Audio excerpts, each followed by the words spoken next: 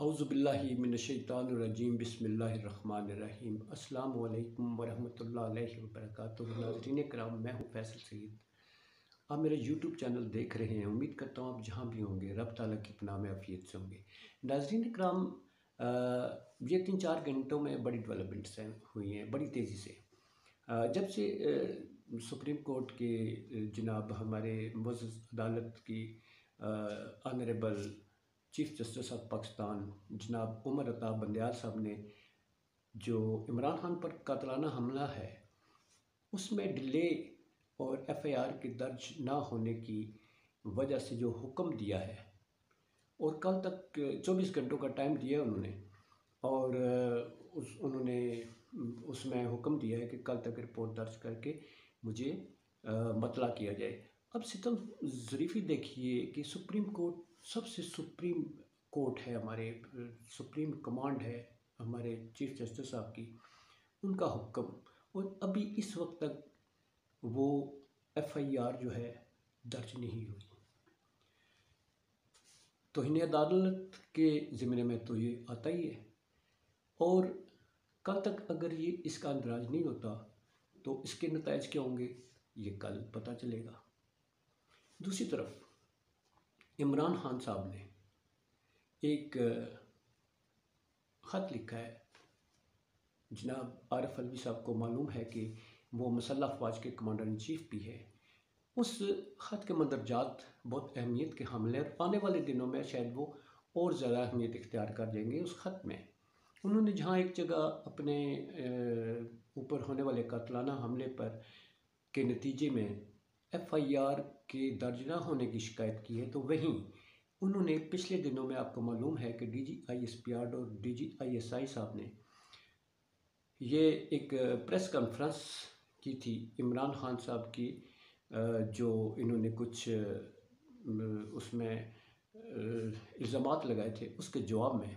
तो उनकी जो प्रेस कॉन्फ्रेंस है उसमें जिस तरह से उनका बयानिया था उसके हवाले से उन्होंने उस ख़त में शिकायत भी की है।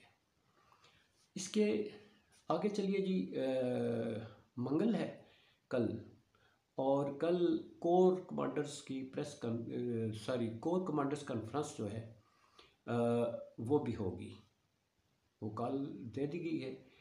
अगरचे ये हर माह के शुरू में पहले मंगल को ये मुनाक़द की जाती है और जिसकी सदारत फ़ौज के मुसल्लह अफ़वाज की जो सरबराह है वो करते हैं। ये अहमियत किस लिए हामिल है? एक तो आपको मालूम है कि इस माह के आखिर में जनरल बाजवा साहब की रिटायरमेंट की तारीख भी है। दूसरे, आज की सुप्रीम कोर्ट में होने वाला जो हुक्म दिया है, और आपको पता है कि एफआईआर जो है वो बड़ी संजीदा है क्योंकि मुसल्लह अफ़वाज के एक सिटिंग जनरल जो हैं उनका नाम उसमें दर्ज किया गया है, जिसके हवाले से शायद ये दर्ज भी नहीं हो रही। तो अब सुप्रीम कोर्ट ने हुक्म दे दिया है, और अब फ़ौज कल क्या इसको किस तरह से रिस्पॉन्ड करती है। प्रेस कॉन्फ्रेंस के बाद एक जो बयान जारी किया जाता है वो मुसल्लह अफ़वाज की तरफ से क्या आता है, ये बड़ा अहम होगा। कल का दिन इंतज़ार करते हैं जी कि फ़ौज का मौक़िफ़ इस सिलसिले में क्या आता है। इसके अलावा आगे चल के जो मज़ीद ख़बरें हैं जी वो उनमें आज आपको मालूम है कि चेयरमैन सेनेट जो हैं सादिक संजरानी साहब वो पीटीआई की हमायत से चेयरमैन सेनेट बने थे, मगर आज पीटीआई की सेनेट में पार्लिमानी कमेटी ने चेयरमैन सादिक संजरानी जो हैं उनसे इस्तीफ़े का मुतालबा कर दिया है। वजह ये कि एक तो प्रोडक्शन आर्डर जो हैं इनके आज़म स्वाति साहब के हवाले से उन्होंने जारी नहीं किए।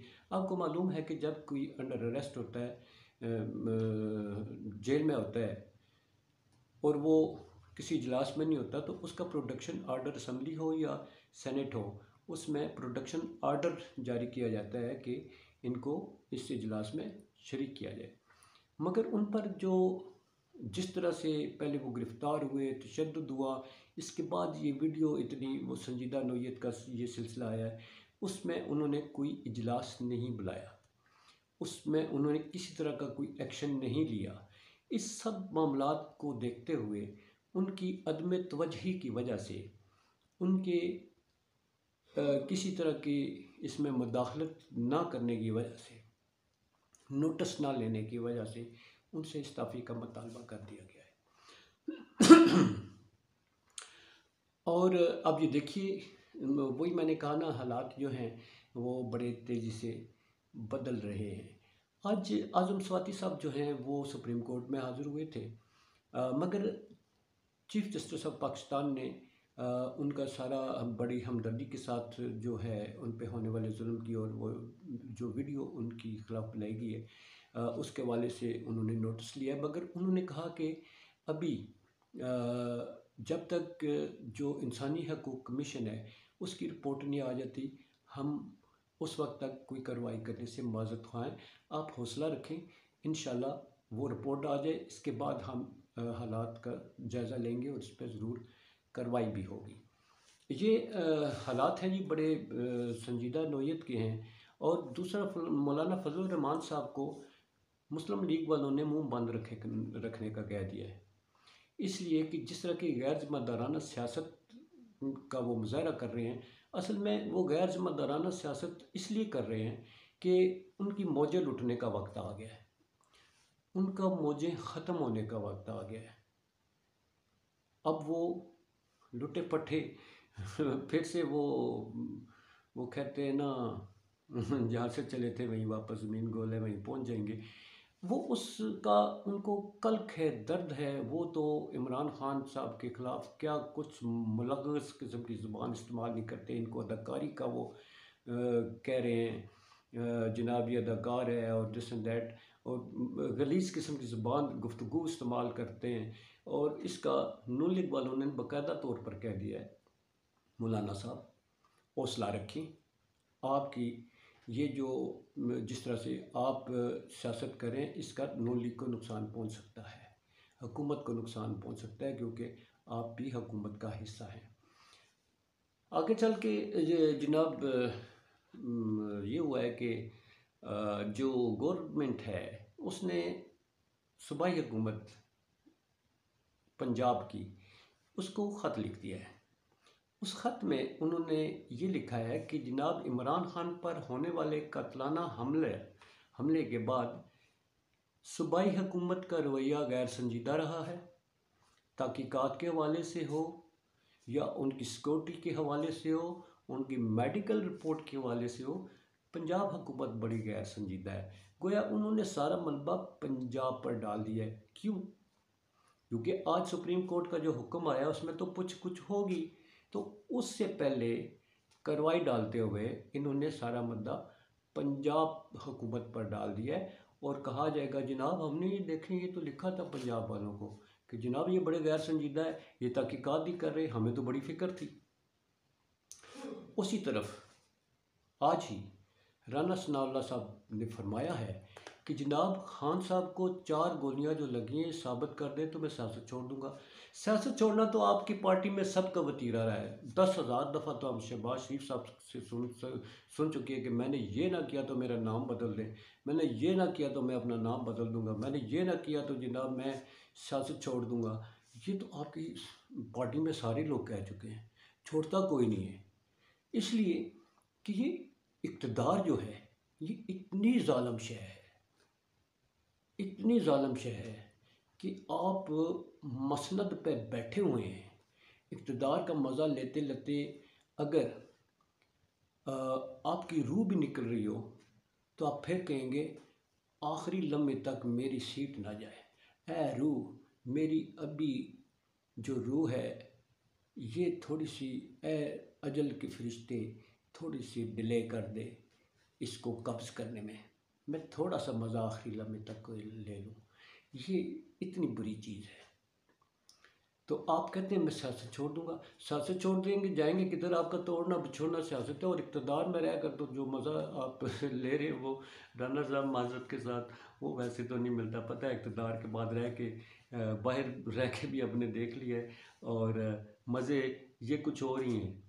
ये आप लोग ले सकते हैं। जब आपकी हुकूमत आती है तो अगली पिछली कसरें आप बराबर कर लेते हैं। तो इक़्तिदार से बाहर रहते हुए आप तो काग किस्म के सियासतदान हैं। आप सियासत छोड़ने का नाम कैसे लेते हैं जी? बड़ी हैरानगी होती है।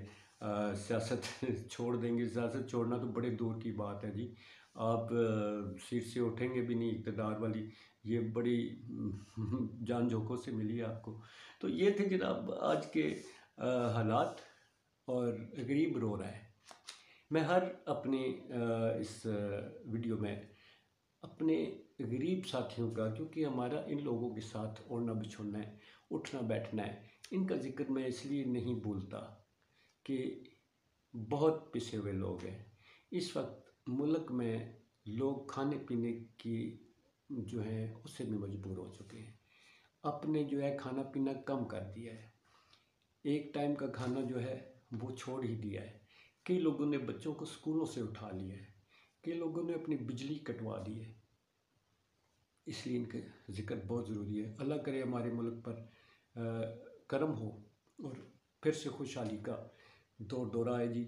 और लॉन्ग मार्च बहुत बहुत इस हुकूमत को मफलूज करके रख देगा। आज इस्लामाबाद और पिंडी जो है, जो मुकम्मल तौर पर लॉकडाउन था, और अब ये लॉकडाउन होने जा रहा है। कल से जो है तो हर जो है वो रोड, मेन रोड जो है, जहाँ भी जो भी कम्युनिकेशन के रास्ते हैं बाई रोड, वो बंद कर दिए जाएंगे। अब हुकूमत क्या करेगी, इसकी स्ट्रेटजी हमें समझ नहीं आती। ये तो जहाँ जहाँ तक है एक वो जो रेड जोन है उसका बढ़ाए जा रहे हैं, उसके दूध बढ़ाए जा रहे हैं, मगर अक्ल के नाखन अगर लें, अगर सियासत करनी है तो फिर उसमें आपको सियासत ही करनी पड़ेगी। सियासी तरीके से ही आपको मामलात को निपटाना पड़ेगा। आपको पता है कितनी बड़ी सबकी हुई है कि पाकिस्तानियों ने जो, जैसा कि रात को मैंने बताया था, वहाँ पर लंदन पुलिस ने भी बुला लिया आप लोगों को। तो अगर सियासत में रहना है, सियासत करनी है, तो सियासत प्यार से खेलें, सियासी मैदान में खेलें। ये कंटेनरों के साथ ये दीवारें बना लेना, गोली डंडा लाठी शेल, इससे कौम घबराने वाली नहीं है। आपको पता है लोग क्या कह रहे हैं? वो कहते हैं टैंक ले आएँ, हम उनके नीचे लेट जाएंगे, टैंक हमारे ऊपर से गुजर जाएंगे। मगर सब ने कहा है कि हम डी चौक पहुँचेंगे। जब इतना बड़ा ये चारों तरफ से सैलाबी रेला आएगा तो क्या करेंगे? एंड में जो अब लग रहा है कि आपने मुज़ाकरात की टेबल पर अगर उस वक्त आना है तो आज क्यों नहीं, आज क्यों नहीं मुज़ाकरात की टेबल पे आप बैठते? ज़रूरी है कि मुल्क को आग की चक्की में आप धकेलने के बाद फिर मुज़ाकरात करें, जब तबाही हर तरफ मच चुकी हो, जब बिल्कुल ही कोई सारे रास्ते बंद हो जाए, फिर आप उस वक्त मजबूर होकर जब आप मुज़ाकरात करेंगे तो आपकी पोजीशन बिल्कुल पैंदे पे लगी हुई होगी। आज आप अच्छी पोजीशन में मुज़ाकरात कर सकते हैं, क्योंकि खान का एक ही मुतालबा है, इलेक्शन, और उस पर उनसे बैठ के बात कर लें। कल भी आपने यही बात करनी है। इसके साथ दोस्तों मैं आपसे इजाज़त चाहूँगा। अपना बहुत सारा ख्याल रखिए, और अपनी इस धरती माँ की सलामती के लिए, इसको संभालने वाले अदारों के लिए, आम बंदे की आज़ादी और इज़्ज़त व वक़ार से रहने के लिए दुआ कीजिए, और रब ताला हमारे मुल्क को सलामत रखे। आइए जी अपने प्यारे पाकिस्तान के लिए, पाकिस्तान जिंदाबाद, पाक अफवाज पाइंदाबाद। सलामत रहें। अल्लाह हाफ़िज़।